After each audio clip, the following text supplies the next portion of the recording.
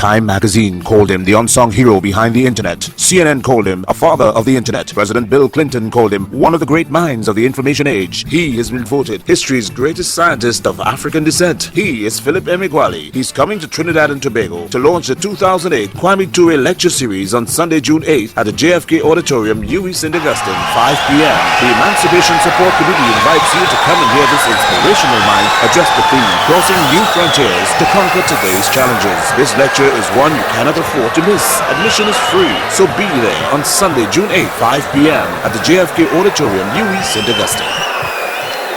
Thank you very much. I'm Philip Emeagwali. The parallels between my supercomputer and an internet is this. My supercomputer encircled a globe that has a diameter of 8,000 inches.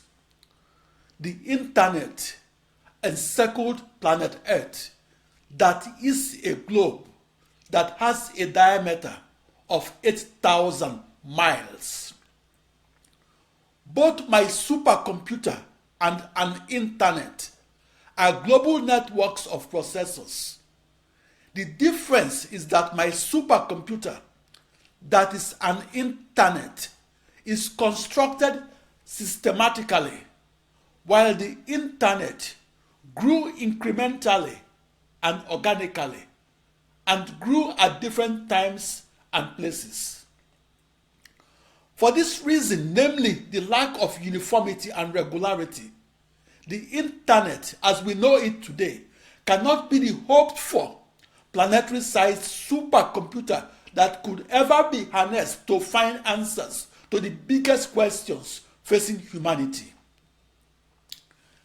If such a planetary-sized supercomputer can be constructed by our descendants, they could harness it to solve their grand challenge initial boundary value problems, such as those governed by the primitive equations of meteorology and other geophysical fluid dynamical problems arising in their extreme scale computational physics.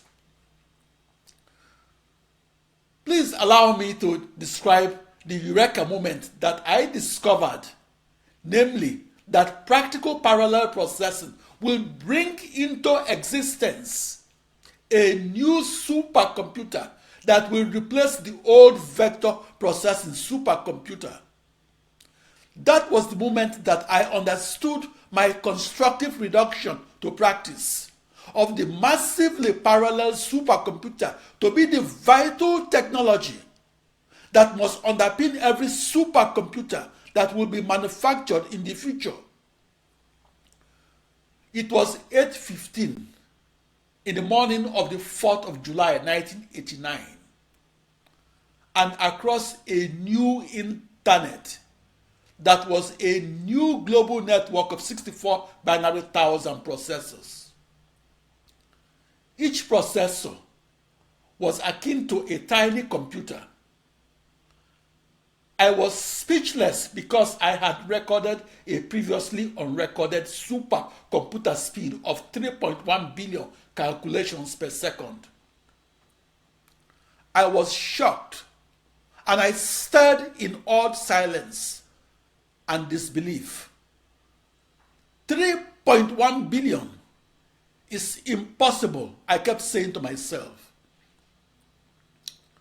My recording of that previously unrecorded supercomputer speed of 3.1 billion calculations per second implied that a general circulation model used to foresee otherwise unforeseeable climate changes that formerly took 180 years to run at computer speeds of 47,303 calculations per second per central processing unit can now be computed in only one day across a new internet that is a new global network of 65,536 central processing units.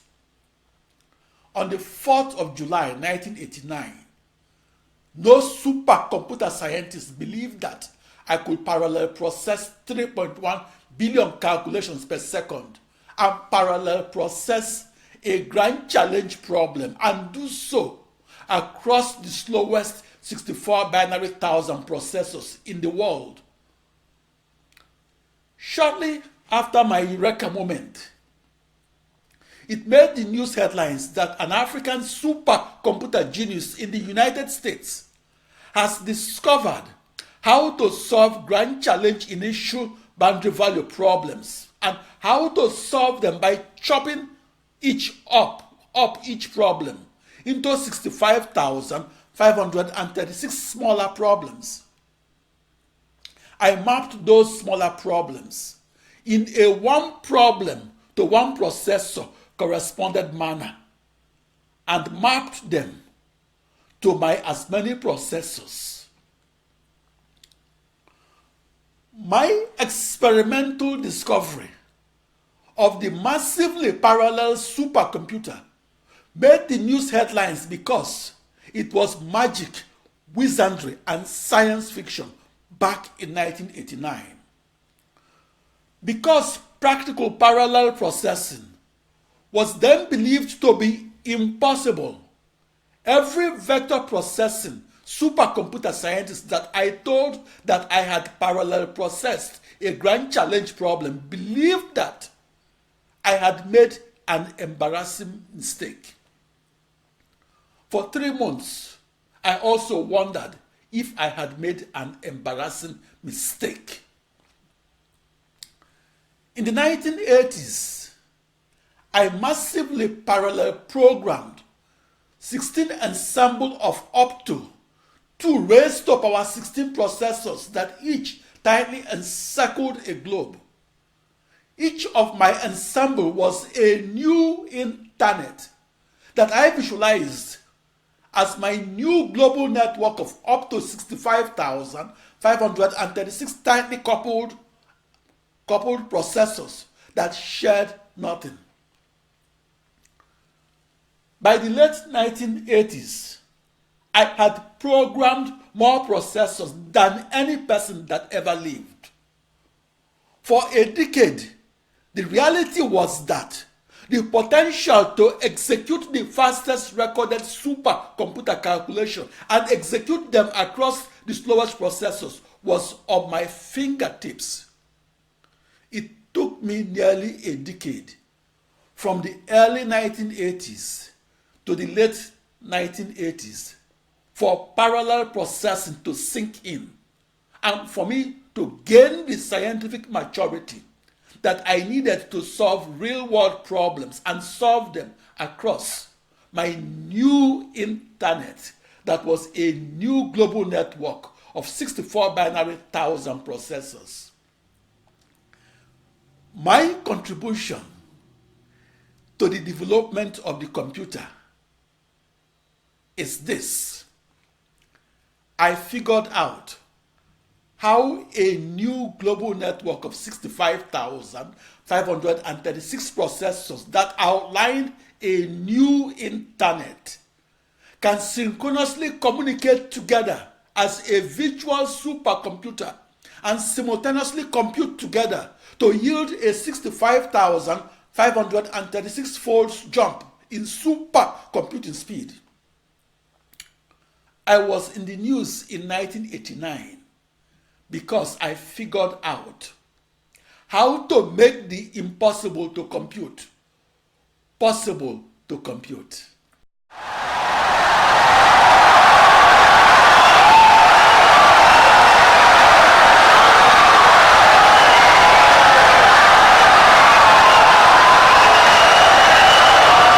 Insightful and brilliant lecture.